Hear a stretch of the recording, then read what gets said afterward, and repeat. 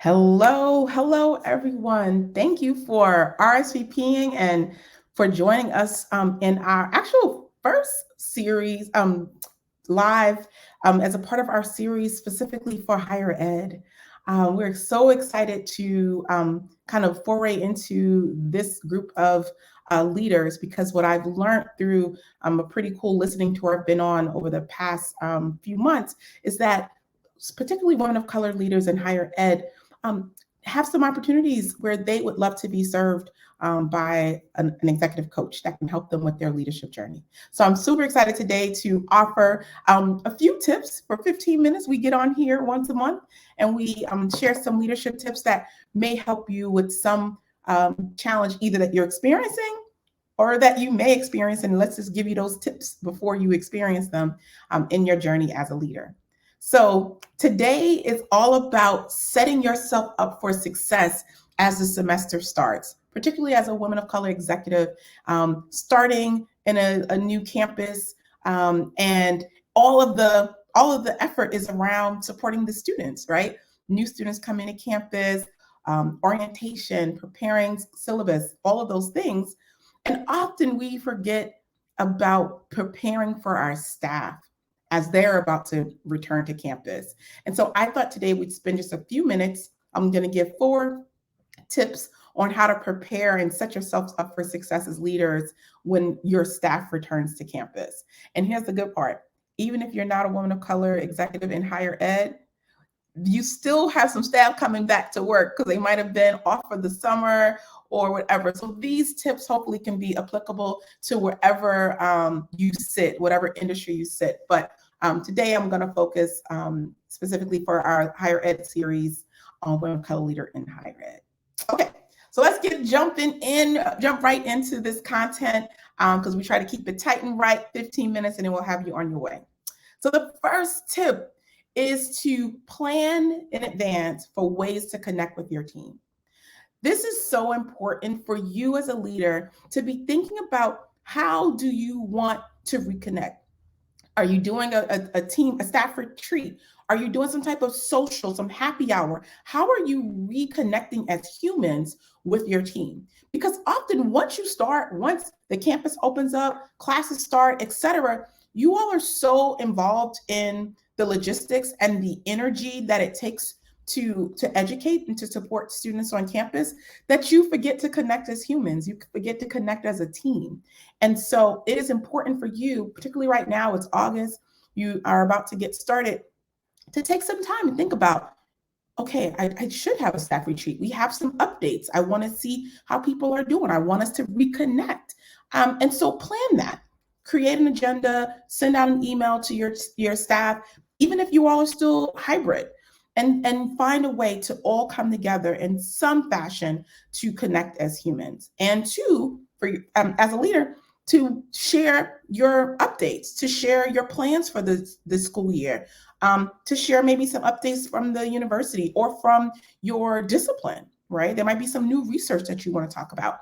But it is so important. I'm telling you, this is something that often gets missed because you are so busy with all the other meetings. You forget to focus on getting ready for your team. And so before it all begins, please pause and decide how you want to reconnect and bring your team back into the space. So that's the first tip. The second tip is to meet with your boss.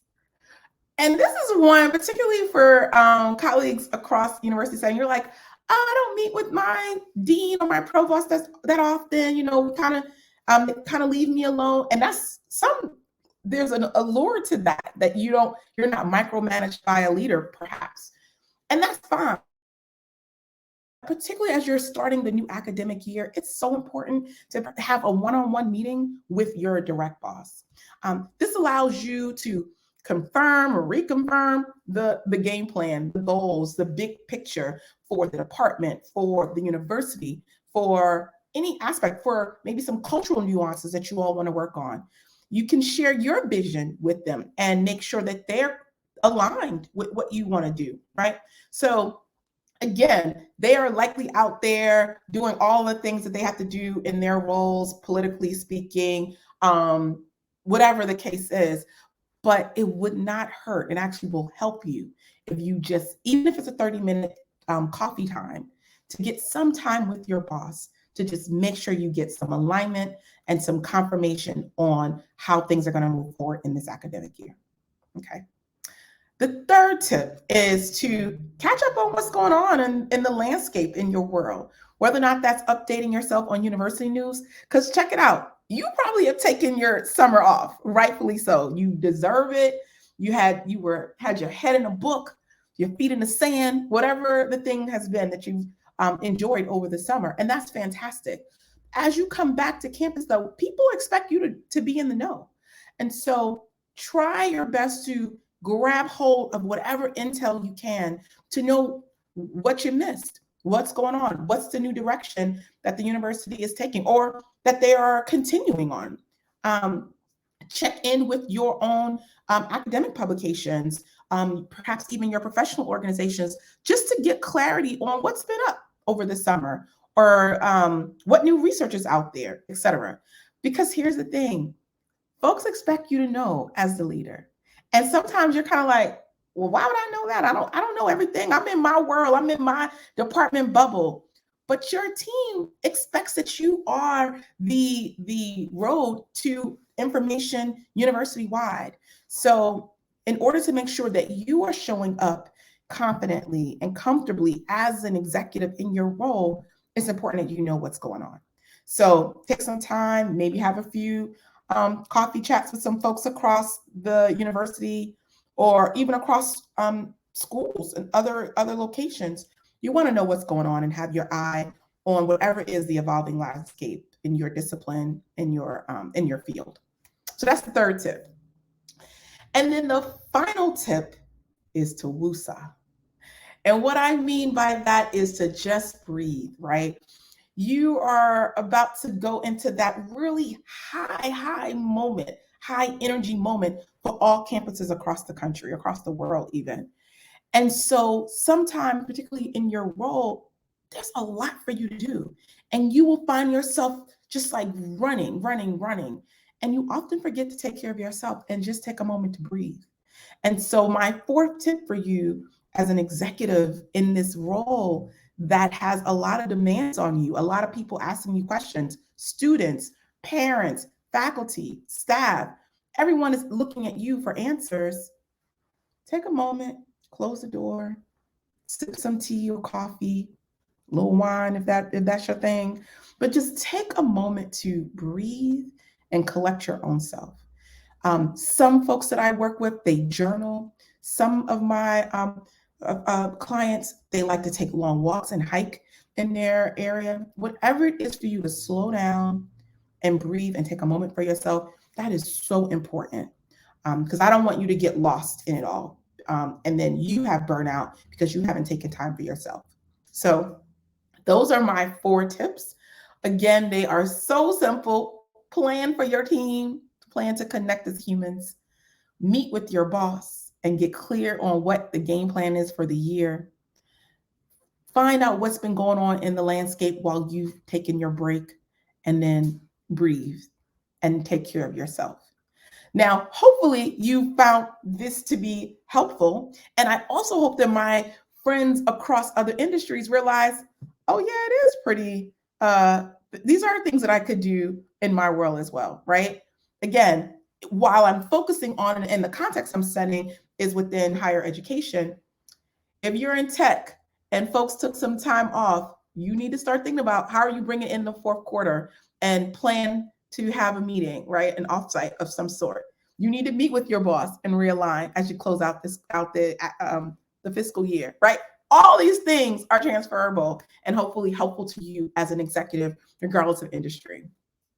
So awesome. I want to pause because I've talked a lot and see if anyone has any questions for me around some of the tips that I've given, or maybe some questions that you have about re-entering and re-engaging in campus. I have one question I see populated, and it says, what are some good questions to ask when you meet your boss? lots of ways that you can take this. But a couple of questions that I would ask my boss when I came back is, hey, so I know this is where we have been headed as a department. I know this has been your strategic goals, the strategic goal for the department. Has anything changed? Right? Has anything been updated? Any kind of nuanced pivots that I should know about that we need to make within my own team? Right? So that's one question. Anything change that I should know about? The second question is something around, here's what I'm thinking to do this year. Here's what I'm planning to focus on. Any questions or things that you want to weigh in on about my plan? Right? So if you think about it, it's kind of two parts. One, has your plan changed and anything I need to know about your plan? And two, here's my plan. Anything you want to weigh in about my plan? Those are so important. Those are the first two things. And then certainly I would check in on any political changes within the university, any movements, particularly big leadership movements that are on the horizon or that has happened, any new resources that I may have access to, whether or not that's a new faculty line or staffing line or grant funding or whatever you want to know about resources. So those are some other things I would add if time permits. But the two most important is, what's up with your plan? Is it the same? Anything changed I need to know about? And here's my plan. Are you still aligned with that plan? Awesome. Any other questions for me about setting yourselves up for success as you start this academic year? Let's see. Oh, fun. This is a fun question. What are some of my favorite team building activities when I kick off the year? Oh man, if you know me, I do a lot of leadership development trainings and retreats. And if I don't have a whole kind of toolkit wrapped around me multiple times with activities, I do, y'all. I do. I have books. I have all of that. A couple of my favorites are, one is a simple one, but you learn so much about someone, and it's called The Story of Your Name. And so what you do is you set a timer, and I normally do this to start a session, particularly even if people have been working together for a while. I bet people don't know this point, the story of their name. And so what I would do is I set a timer for 60 to 90 seconds, depending on how much time you have and the number of people that you're going to be speaking to. And everyone has to go around and tell the story of their name in that 60 or 90 seconds.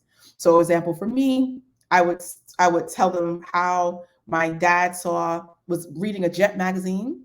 And in that magazine, there was a story about this famous singing group of 5 brothers. And in that article, it talked about their other siblings, one being LaToya Jackson. And he loved how LaToya was written in print and how it looked in print. And so he decided that his daughter would one day, her name would be in print, and he wanted it to look like that. So that's how it was named after LaToya Jackson. So I literally would do that and have everyone go around. And what you find, you learn so much about people. Some people might tell you about their first name, some middle name, some last name. And you can see the pride in how they share it. You can ask follow-up questions. You can learn about their culture, their family. They're the second child and their sister named them. And what did that mean for them to be named by their older sister? There's so many places you can go with that simple exercise that'll allow people to get to know each other and to build a closer connection with each other across your team. So that's just one example. Like I said, I got a whole bag of them, y'all. But that's one example that I use pretty consistently. Another one I'll sneak in is you could do 30 seconds of asking people what do they love. So you set the timer and they say, I love this, and then you just have to keep saying things that they love for 30 seconds. It's another quick way to get to know folks on your team. And as a leader, you listening in so that you can write down, oh, okay, they're a wine person, or they love their dog. You know what I mean? And during gift giving time or whatever, you now have a laundry list of things that they love. So I'm gonna give you 2. You're welcome.